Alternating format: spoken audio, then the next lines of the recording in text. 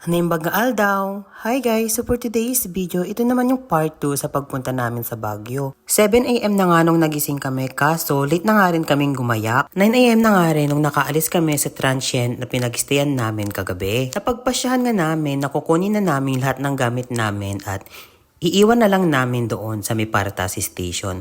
Dahil pagkatapos nga namin magpasyal, didiretso din kami kaagad doon. Kasi kinagabihan, uuwi na rin kami ng Abra. Pagkadating nga namin sa may Paratasi Station, iniwan na namin lahat ng gamit namin doon. Ang unang agenda nga namin ngayong araw ay pupunta kami sa may Igorot Stone Kingdom. Sumakay nga lang kami dyan ng taxi papuntang Igorot Stone Kingdom dahil hindi naman namin alam sumakay ng jeep papunta doon. May aakyatin ka nga lang dyan na hagdan at pagkatapos makikita mo na rin yung bilihan ng ticket. Nasa 120 pesos nga yung binayaran namin dyan per head para lang makapasok sa Igorot Stone Kingdom.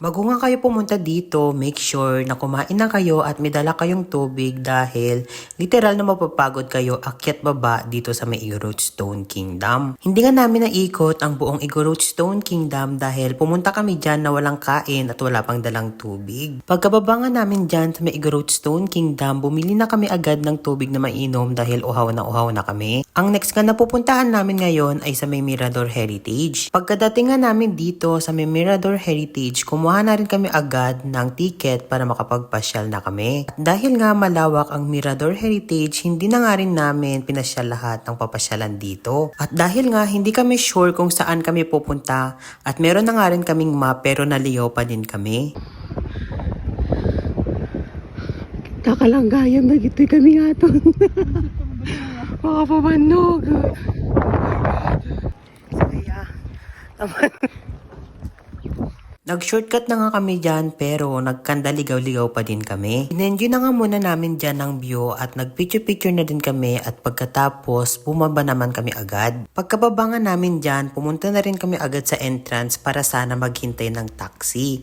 Dahil wala kaming nahintay na taxi, nag-book na lang kami ng Grab. Ang next nga na pupuntahan namin ay dito sa may Diplomat Hotel. Malapit nga lang ang Mirador Heritage at Diplomat Hotel kaso dahil hindi namin alam ang daan, nag-book na lang kami ng Grab. At buti na nga lang, nag-book nga kami ng Grab dahil paakyat pala ang daan papuntang Diplomat Hotel. Inabutan na nga kami dyan ng ulan kaya sumilong na muna kami dito sa may gilid. At dahil nga wala kaming mabook na Grab at mahintay na taxi kaya naglakad na lang kami pababa. May nakasalubong nga kami dyan na taxi na paakyat kaya hinintay na nga lang namin siya na bumaba at doon na lang kami sumakay.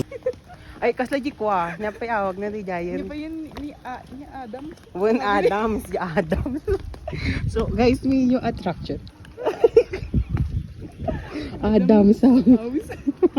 Dahil nga tanghali na, pumunta na kami sa may SM Baguio para magtanghalian. Balak ka namin kumain sa may food court kaso pagkadating namin sa may food court madaming tao. Naghanap nga kami dyan ng lamesa para doon kami kakain kaso wala na talagang available. Sabi nga ng mga kasama ko mag-McDo na lang kami. At dahil nga madaming tao sa McDo, sinabi ko na nga lang sa mga kasama ko na doon na lang kami sa Kuya J kumain. Naikot na nga namin ang buong SM at hindi pa rin namin nahahanap ang Kuya J. Buti na nga lang nagpakita na din ang Kuya J at makakain na kami. At nung nahanap na namin ang Kuya J, sa ibang restaurant din lang naman pala ang babagsakan namin. Nung nakahanap na nga kami dyan ng uupuan namin, nag-order na rin kami kaagad ng pagkain at kumain na rin kami kaagad. Pagkatapos ka namin kumain, pumunta kami sa may Watson at bumili ako ng face mask para may magagamit ako sa loob ng bus pag uwi namin. Naghintay nga lang kami dyan ng taxi sa may waiting area dahil pupunta naman kami dito sa may Burnham Park. Pagkadating nga namin dito sa may Burnham Park, bigla namang umulan at pagkatapos pumunta na kami dito sa may mga bike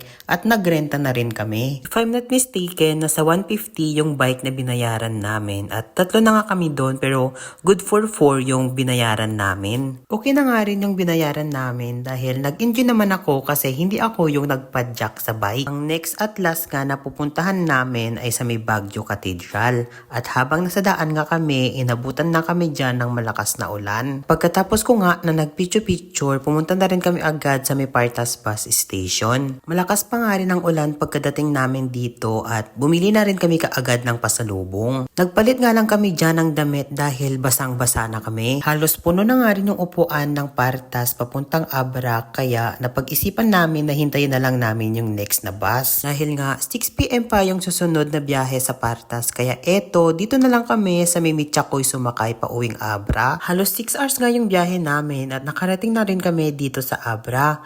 Ayun lang for today's video. Bye-bye!